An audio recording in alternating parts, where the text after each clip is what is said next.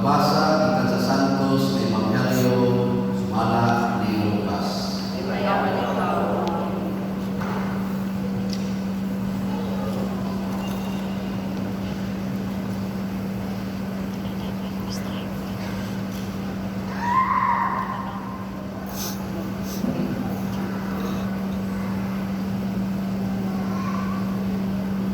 Ang mga apostoles miingon sa Ginoo, dugangin ang among pagtuo.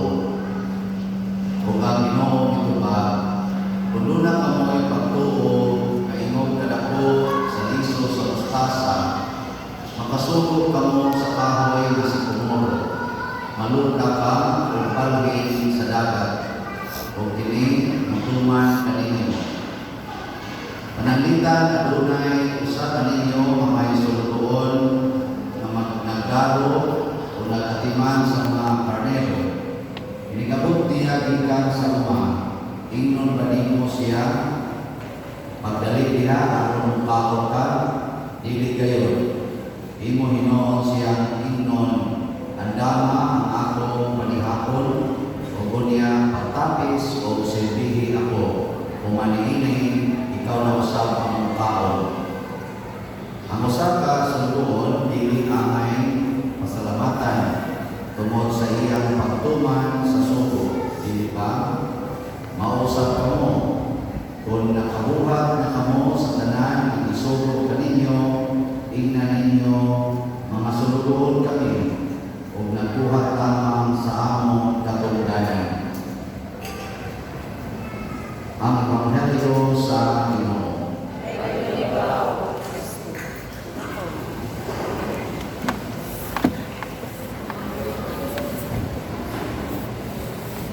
Usaron sa giantos sa katawhan sa tinuod kalibutan kaninyo depression. Daghan kayo na depress. Gani tumodani daghana naghiko. Kamu may plano maghiko? Congratulations. Taga niya ang ako sounds nag-depression. Sige rin ang bago, no? Ang tingalin nila matibok sa mag-depression, bago ang utok. O rilisan na ka ng atong technician. So may soon, anong nag-depression na ng mga tao? Tungod kay nag-expect o reward or recognition or pasalamat. Yang tungod na sige pangayo o expect o recognition, mga praises, appreciation, or awards, nahimo na hinoon ta frustrated people, disappointed people. Kamong mga asawa, wa ba mo mangayo nga kinahanglan yun sa inyong pagbinuotan sa inyong bana, ang inyong sakbana magbinuotan ko ninyo? Wa ba na manang-manaan? Ay, tubag, kaya asawa din Kamong mga bana, wasa na makunahuna sa inyong paningkamot, ang inyong sa asawa, masukli sa lunta, magampi, paghigugma, dili magpunay yaw-yaw, sige duda, pa mo mag-expect ka na, mga bana. Sa ibana nini. Kami mga pare, wasa na mag-expect ko sa among pag-isa, na sa nakunang ko, maguling ka, pa mo mag-expect. Secret. Kamu asa mo mag-expect ang inyong tagpare, utan ta, ano, wag mo expect ka na? Expect. Stress mo. Muna, ayaw mag-expect. Kung sa may gitulos mo, ako masulban ng depression, kinahanglan ko nung function ta o focus ta na mahimura kita servants of the Lord. Ang tinuod ko nung sulugoon, dili yun angay pasalamatan. Muna sigihan na ginang sugo ang sulugoon. So kamo mga asawa, sigihan na ginang sugo sa inyong bana, ay mo pagsireklamo. Mao ginay-role ninyo. Kamo sa mga bana, sigihan sa oo, demand sa inyong asawa, mao si role ninyo. Sige lagi mo conform sa ilang demand. Dili oy, ang role nato ay function mao ang gitudlo sa Ginoo. Ang atong pagkasulugoon, dili ta sulugoon sa atong isip katao, kundi una sa tanan, sulugoon kita sa Ginoo. Kung adto ra kita mosulod sa Ginoo, ayaw sulod ang imong isip katao. Kanang imong tupad niya, ayaw pasugo anak. Pasugo sa Ginoo. Kamong mga anak, ayaw mong sulod ang inyong ginikanan. Dito mo sulod sa Ginoo. Kamong mga bana, ayaw mong sulod ang inyong asawa. Sulod mo sa Ginoo, ha? Naagyo. Kamong sa mga asawa, ayaw mong tuwa na inyong bana. Dito mo tuwa sa Ginoo. Kung mao na ang tinuod nga pagtuo. Matod pa ni Kristo, ang tinuod nga pagtuo ngadto sa Ginoo, makapabalik o kahoy ngadto sa dagat. Ang kahoy, basin sa kahoy, hindi ka sa bukid, no? Basin kahoy sa ito na kanahan sa kanahan, magtamis sa ito, sa kanahan sa dagat ba? Dili, si kumuro may itawag, kahoy mo na katuwa sa yuta, tas bukid niya, ipabalhin mo ngadto sa dagat, ipabalhin ko, no? Basta naatay pagtuo. Nakaroon, kung sa may subos, Ginoo, mga bana, kasubos sa asawa, kaya nadagang mga asawa. Kung sa may subos sa Ginoo, na inyong pumatong isip mga asawa, ako lang ihatag ninyo ang text sa Bible, basa-basahan lang niya ninyo, Ephesians chapter 5 or Colossians chapter 3. So, Ephesians chapter 5 or Colossians chapter 3. Ang suro sa Ginoo para sa mga asawa, ini, mga asawa, sunda ang inyong bana sa tanang higayon. Huwag ireklamo, sunod lang. Ang word na sa English, submit to your husband in all things. Kaya sa mga asawa, mutuman mo ani, o mutuman mo, wag mo stress. Kung subak ka niyo, ma-stress na mo, mag-depression ka niyo, sunod lang. Ayaw diktar sa iyong bana. Yan, may doon na iyong bana dahil yung bana magkabudiktar na po. Tingnan na yung nagsunod ko sa Ginoo, no? Siya usap tayo sunod sa Ginoo.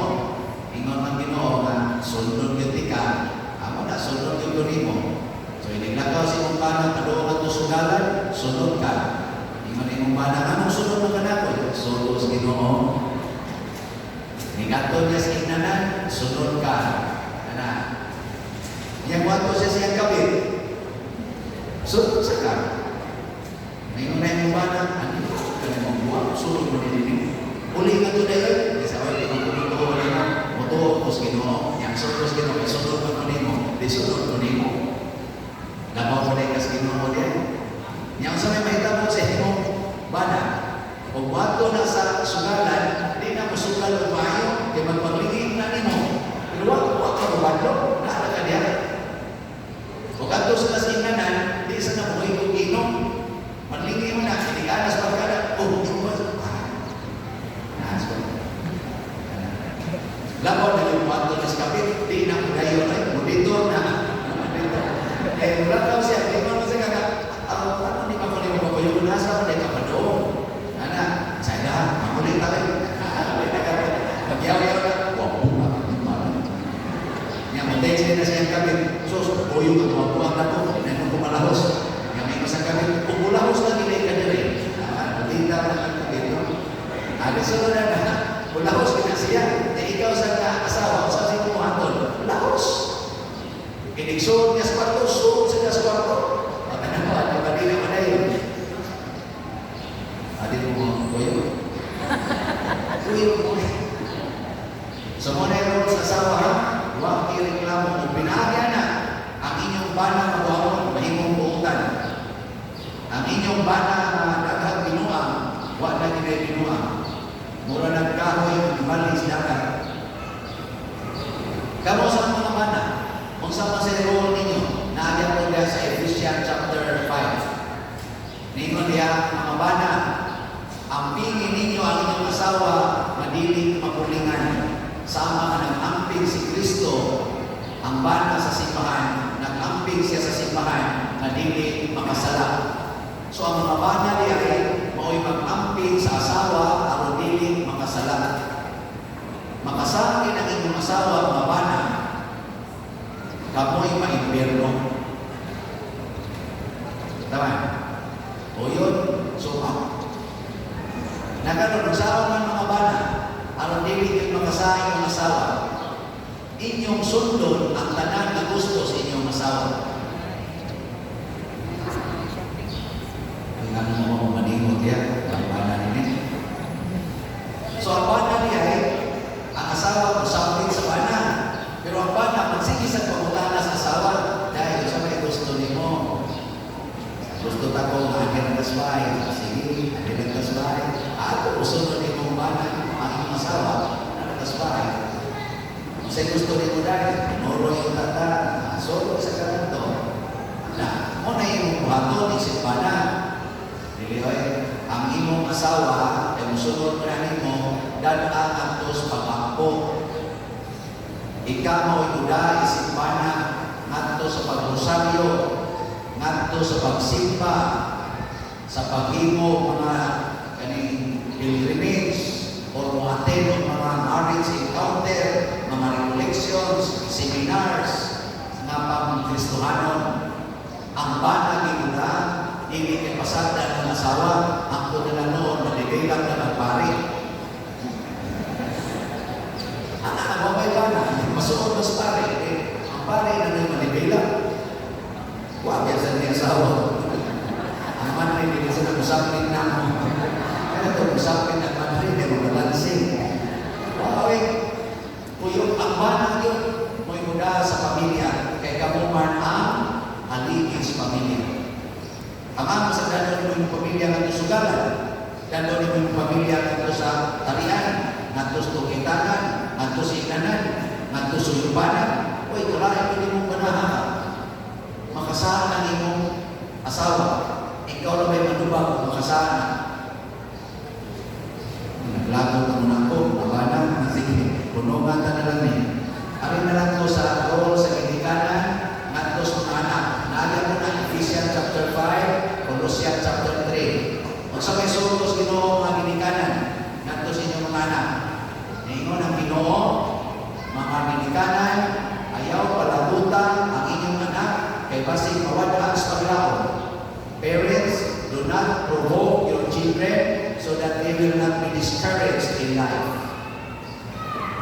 Wala. Mga ginikanan, ang sawa ka ninyo para rin maglagot ninyong mga anak. Una, ayaw yung subuhan. Kaya makalagot, pinagsubo. Kung sa may mong i-release, request lang. May mga request, kaya nga sila yung option to say yes or no. So, yung ino mo, dahil pwede ka manglaba, nasa like chance mo di lang kumain, ikaw lang. Ikaw lang yung manglaba. Ayaw yung subuhan. Ikalawa, ayaw yung kasabi. Ayaw kasabi yung mga anak, kaya ma-discourage nila. Kung saan man mo, tuloy, ayaw kasabi. Nanglitan, namuyap, ayaw kasabi nga namuyap, tuloy sa pagpamuyap. Ito, ano di man mo tudloan na nakaaging ng mga anak? Tuloy, inaday, ang suro na bas Ginoo, do, na di mo maghinikapay, basta uyap pa mo. Ano sa may naghikap pa, kunya na kumagkasal, wala na maghinikapay. Sa kamusto naman, naghinikapay mo, wala sa sipyan. Ako na lang sa tell the truth man, and the truth will set you free. Kasi niya nga kami, allowed sa mga masipyan. Siya, allowed man mo, pero mas maayos ito, hindi masipyan. Sa tayo gusto niya mo, in-answer niya mo sa inyong questionnaire. Gusto ka wrong or check? Tsaka check yun. Ayaw na lang mo pag-hinikapay. Hindi kumagkasal ninyo, hinikapay lang mo head to foot 24/7. Maka na, okay na kayo na. Bahala na mamamatay mo. Na naman may blessings Ginoo. Ano na, allowed naman na. Pareha ka na mo-drive ka sa kanan, o mo-drive ka sa kanan mo kay lisensya, patay ka. Pero na kay lisensya, drive ka tayo. Bahala 24 hours, nasustinir ka. Yan, nagtutugan ka na drive mo kay lisensya. Yung mabangga mo, Unsa may suffer? Ang ginikanan. Magsige lang kung deliver sa inyong anak at gusto ng ginikanan. So muna ang ginikanan, ayaw ka sa aming anak tuloy. Third, sa may buhatong sa ginikanan at gusto ng anak, ayaw yun o i-compare nato sa lain o sa iyang igsoon. Do not compare. Just appreciate. Nakakayo ba na ikaw magwama ka? Kadako na ng lawas mo, luming lang nga yung mamon. Ikaw, di ba ka mo mamilo ay yung hitaan? May kanyang mo may buot, ikaw mo pa mamilo. Maglagot at magwa, ikawalan ka, kusino mo ba? Nakakatawa ba nila? Nakakatawa nila. Nga magpamilis ko, awit ka, nagsapamit ka, tanawang sa to, mag-away na doon na. Napag-inom-inom, ikaw doon ba? Sakto mo tagaspaw? Anong gamay ka grado? Ganyan mo mamon, ano man sige man ikaw unod, ikaw wala ka maunod. Ayaw na, yung sa ako ganyan, bubo ganyan na. Alihan mo ito ang tao. Yan, ikaw pa yung isupay, naku, parang tumigag kao, ikaw pa kinalagag kao nila, ang kamay ka nag-score, ay nawata na lang ng kamaturan, kanang bubo, naku sa nagkao. Di ba, mamigyan, nalaman nyo. Kasagala sa lumabog, nagbukaan. Kanang mga bride, mamamawag na ng mga bride, nautunan sa nakasagalan, kaya nga naman, minus kay kao. Magtuyong mo na, bubo, nagbukaan, may tapulan. Kanang bride, may kao, may gugihan. Ano na, nakapag sila sila. So ayaw na na sa diskuti. Ayaw i-compare. Just appreciate. Ako na sakto. Pag-inikanan na, ano din ang ma-discover sa mga anak. Okay na ninyo. Akala mga anak, kung saan sa role ninyo, ihatag sa Ginoo. Oy, pamina ang mga anak. Niingon sa ng Ginoo, children, honor your father and mother. Tahura inyong mama at papa. So sila dili manuno ninyo, pero kamo isip pagtahod, pamutana mo sa inyong mama at papa, mama, kung sa'yo mong buhaton. O, ano pagtahod doon? At ang inyong mama at papa, mingon, huwag mo subuha, isultihan lang mo. Ayaw tayo, ang labang mo, ang lityo mo, ang ananay pa, ang lityo rin mo, isip pagtahod. Asway na ninyo, ituloy sa inyong balay, pamutana inyong mama at papa, mama, sa'yo mong buhaton. Sa itong tamunda ka ng computer, ang ananay diyan, ilofo. Nasa may batay sa inyong mama at papa, lipay! Kaya kamusan na i-ayos ang paghandong sa inyong mama at papa, saan nyo ba yun? Lipay! Kaya kamo mga bana, nag-tawag sa gusto ng asawa, sa inyong ba yun? Hindi mo malipay. Mas dito dito, text-mate. Hindi mo malipay. Mauna na, ang una na yung kalipay, kalinaw. Diri sa unang pagbasa, naghilag si Prophet Habakkuk. Yan ay mo na yung Ginoo. Ayaw ka balaka, isulat ang balakot sa Ginoo nga nagingon. Ang buutan na tao, adunay kalipay. Ang gautan na tao, why kalipay, why pinabuhi. Si San Pablo sa ikaduhang pagbasa, ningon sa siya ni Timoteo, bumata yun ang tanan, subay sa igas sa kanimo sa Espiritu Santo. Ayaw ka uaw, ayaw ka handog, isang patanon ka, sunda ang isultis Ginoo. Yan, binisingan tayo sa atong tubag sa Salmo Responsorio. Sa tayo itong tubag? Pagkaroon, makanugol ka mo siyang timo, ayaw patigaan ang inyong kasing-kasing. Karoon kaya nakanumog naman po sa sugos Ginoo, inikulitin nyo sa inyo, buhatan ng tanan. Di ba yung kasunod? Domingo, daghan na kayo ng manimpa ninyo. O, kaya musina na inyong mga silingan.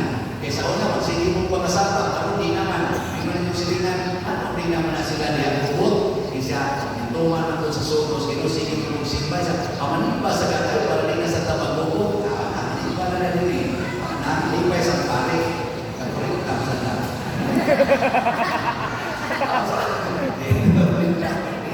Walang sa tayo kalipay sa pare ko, kapag inyong bagay ng initan. So, ay mo na, pinakmal lang ang istanan, no? Pinalubasan na yung ihong, pamapilo na sa bitaw, malipay taktanan, kaya nagsulot pa sa pulong sa Ginoo. Huwag yung pulong resulta sa kalipay o kalinaw.